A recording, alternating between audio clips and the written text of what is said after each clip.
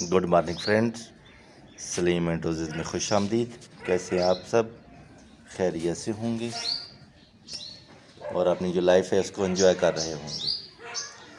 आज की जो वीडियो है इसका जो मौजू है वो है गुलाब का फूल, गुलाब की केयर इन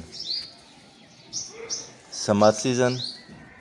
आज आपको तफसील के साथ बताऊंगा कि गर्मियों का मौसम शुरू हो चुका है और जो धूप है वो बहुत ज़्यादा हो रही है और इस वजह से जो मेरे दोस्त हैं काफ़ी वो पूछ रहे हैं कि जो गुलाब है वो सूख रहा है, उसके पत्ते सूख रहे हैं और उसकी जो ग्रोथ है वो नहीं हो रही, उस पर जो फूल हैं वो बिल्कुल नहीं निकल रहे और जो हमारे गुलाब के पौधे हैं वो मुरझाए हुए हैं। तो इसलिए मैं आज आपको डिटेल के साथ वीडियो बना कर देता हूँ और अपनी जो तजर्बा है उसको मैं शेयर करूँगा। उम्मीद है आपको मेरी जो बातें हैं वो पसंद आएंगी। इसलिए मेरी आपसे गुजारिश है कि जो मेरा चैनल है सलीम एंड रोज़ेज़ उसको सब्सक्राइब करें और अपने दोस्तों को शेयर करें। बहुत शुक्रिया। हाँ, तो गर्मी का जो मौसम है वो शुरू हो गया है और इस मौसम में जो गुलाब की केयर है वो बहुत ज़रूरी होती है, क्योंकि इस मौसम में जो गुलाब है उसकी जो ग्रोथ है वो रुक जाती है और जो गुलाब पर जो फूल हैं वो आना अक्सर बंद हो जाते हैं। और बंद होने की जो वजह है वो ये है कि हम अपने गुलाब की केयर नहीं करते। गुलाब की जो गुलाब को एहतियात के साथ हम जो बातें हमें हमारे सामने होनी चाहिए हम उनको अप्लाई नहीं करते और कुछ बातों को हम भूल जाते हैं या इग्नोर करते हैं। इससे जो हमारा फूल है उसकी जो ग्रोथ है वो नहीं होती, ना उस पर कलियाँ निकलती हैं, ना उसके अपने पत्ते निकलते हैं, ना उसकी शाखें निकलती हैं और ना ही उसकी ग्रोथ होती है। तो इसके लिए आपने सबसे पहले 5-6 बातों का ख़ास ख्याल रखना है। अगर आप इनका बातों का ख़ास ख्याल रखेंगे तो आपका जो गुलाब का फूल है, पौधा है, वो कभी नहीं सूखेगा और वो सारा साल फूल देगा। इसके लिए सबसे बड़ी बात ये है, सबसे पहले आपने जो गुलाब है उसकी आपने सॉफ्ट जो प्रूनिंग है वो आपने ज़रूर करनी है। जैसे कि ये मैं अपने गुलाब के पौधों की ये सॉफ्ट प्रूनिंग करता हूँ। सॉफ्ट प्रूनिंग करेंगे तो इसके साथ साथ ये जो कलियाँ हैं, ये नए नए पत्ते हैं, ये शाखें हैं, ये निकलेंगी।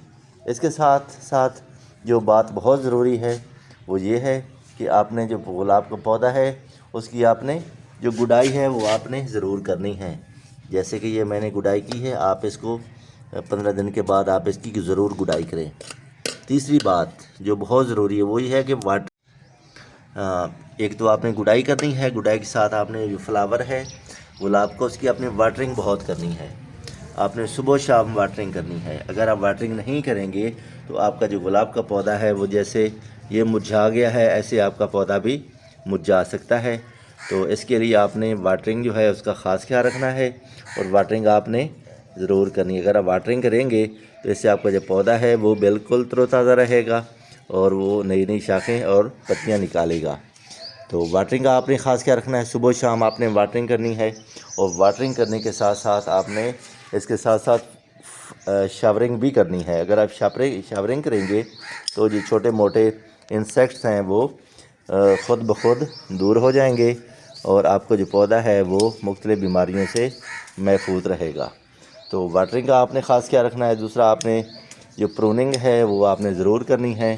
अगर आप प्रूनिंग करते रहेंगे, सेमी प्रूनिंग, तो इसका जो नई पत्ते हैं, नई शाखें हैं, नई कलियां हैं वो निकलेंगी। जैसे कि ये मेरे गुलाब के पौधों की कलियां निकल रही हैं।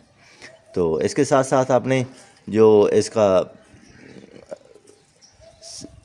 धूप है उसका ख़ास क्या रखना है। इसको आपने धूप में रखना है, 3 से 4 घंटे आप इसको ज़रूर धूप में रखें।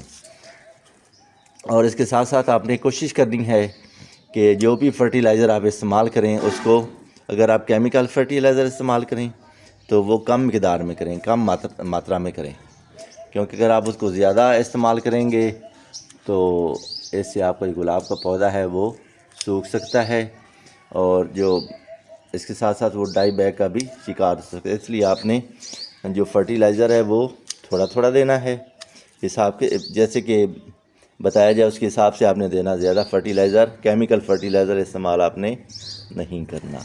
और इसके साथ साथ कोशिश करें कि आप ऑर्गेनिक फर्टिलाइज़र जो है आप उसको इस्तेमाल करें, और घर की चीज़ों को मिलाकर उनको इस्तेमाल करके आप फर्टिलाइज़र इस्तेमाल कर सकते हैं, क्योंकि इससे एक तो आपकी जो जेब है उस पर बोझ नहीं पड़ेगा, और दूसरा आपका जो गुलाब का पौधा है उसकी जो सेहत है वो भी ठीक रहेगी, और वो भी ग्रोथ करेगा। इसके साथ साथ ये होता है कि अगर आपके गुलाब के फूल पर इंसेक्ट्स का हमला हो जाता है, तो आपने कोशिश ये करनी है कि आप जो ये ऑनियन पील है इसको आप ले लें, उसको पानी में 1 लीटर पानी में आपने उसको भिगो देना है, और 24 से 48 घंटे के बाद आप उसको निकाल लें, उसको छान लें, और छानने के बाद आपने उसको जो आपका गुलाब का पौधा है या कोई और गुलाब पौधा है, आपके फूलों का पौधा है, तो उसकी ज़मीन है, सॉइल है, उसमें आपने अप्लाई करना है।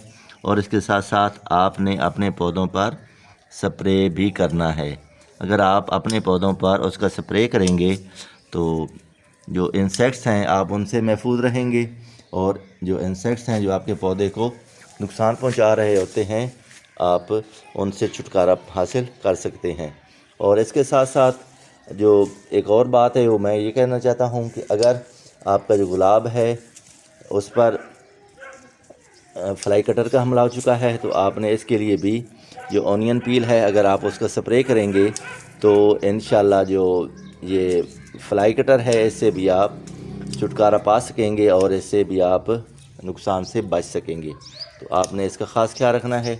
अपने पत्तों को देखें कि कहीं उस पर ये जो फ्लाई कटर है इसका हमला तो नहीं हो चुका। अगर हमला हो चुका तो आपने सिर्फ ये स्प्रे करना है। अगर ऑनियन पील का स्प्रे नहीं कर सकते तो आप जो नीम ऑयल है उसका भी आप स्प्रे कर दें।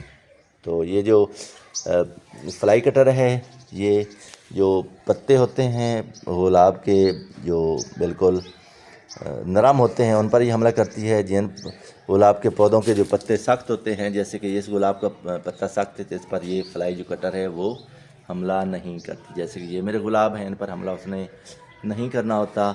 और वो जो पत्ते जो बिल्कुल न्यूली निकल रहे होते हैं या ख़ास तौर पर ये वाइट कलर के जो गुलाब हैं इनके जो पत्तों को वो नुकसान पहुँचाती है, तो इसके लिए आपने उसका स्प्रे करना है। तो इसके साथ साथ अगर आप